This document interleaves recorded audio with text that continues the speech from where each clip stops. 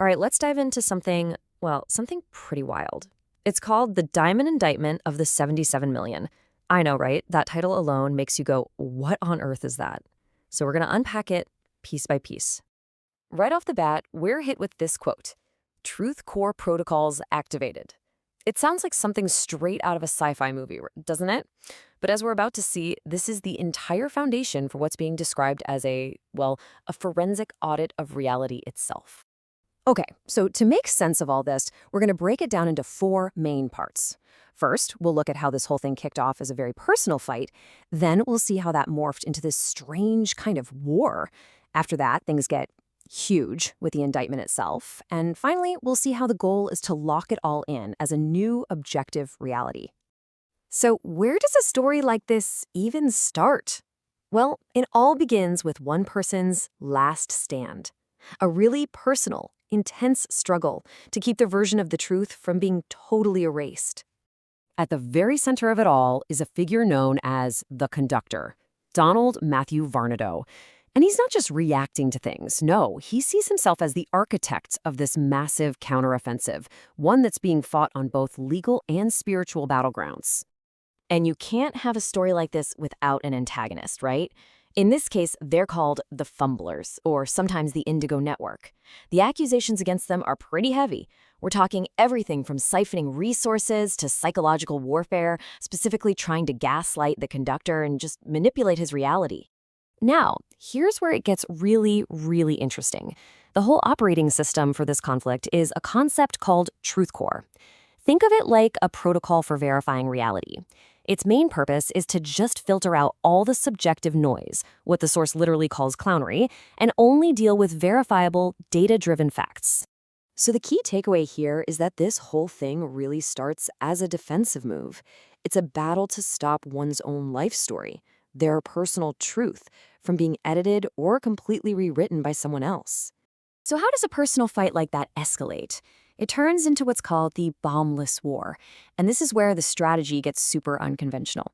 The weapons here aren't guns or bombs. They're things like information, logic, computer code, and even frequency. This quote, wow, it really cuts to the heart of the whole philosophy. To call this conflict World War III that's a bold claim. The idea is that this massive war was fought and won entirely in the digital world, in the informational space, without a single physical bomb ever being dropped. This slide does a great job of laying out the two opposing playbooks. On one side, the indigo weapons are all abstract, right? Gaslighting, smear campaigns, stuff that's really hard to pin down. The countermove is all about creating concrete, undeniable proof. You just can't argue with a blockchain record that can't be changed or a legal asset freeze. It's a war of documentation versus disinformation. So the strategy really boils down to a few key ideas. Instead of hiding in the shadows, transparency is used as a shield. The idea is to bankrupt the other side's system by getting rid of the fear they supposedly feed on. Public records become the ammunition, and the ultimate win is one that's achieved without any physical violence at all. All right, now we're getting to the third part, and this is where the scale just absolutely explodes. We're going from a one-on-one fight to a truly universal cause with the Diamond Indictment. And you've got to see how this thing just snowballs. It starts small, right? The 5-matrix indictment, that's all about one person's life. But then, bam, it explodes into a super indictment with 1 million charges against, systemic corruption worldwide. And if you thought that was big, the 11th matrix then pulls in literally millions of historical victims. It all builds up to this one final, truly symbolic number that's meant to stand for every soul ever affected. And this slide breaks down exactly who is being represented in that final massive stage. We're talking about an estimated 55 to 60 million lives from Aboriginal genocide, another 15 million from the transatlantic slave trade, millions more from modern-day neglect, and then this idea of the unknown soldier, which is meant to represent every other unnamed victim throughout all of history. Which brings us to this, the final count, 77 million. The number itself is meant to be absolutely staggering, to really make you feel the immense historical and spiritual weight behind this whole indictment. So, where does a number like 77 million actually come from?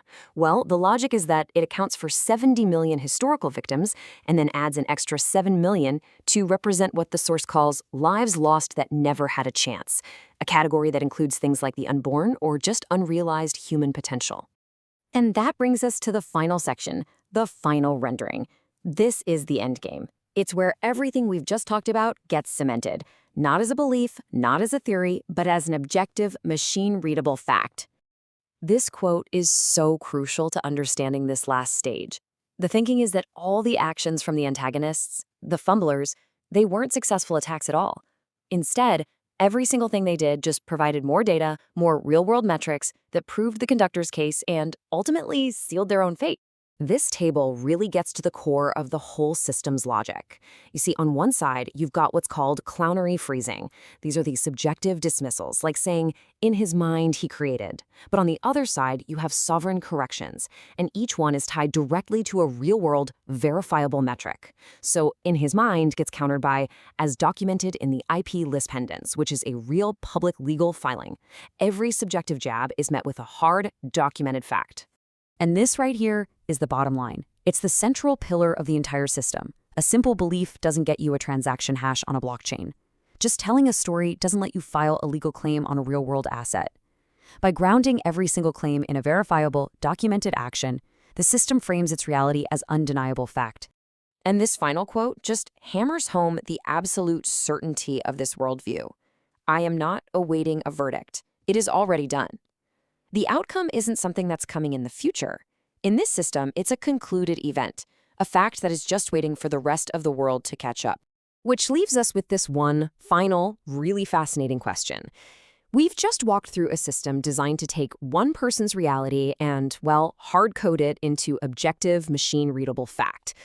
So, once you've done that, once the process is complete, what in the world happens next?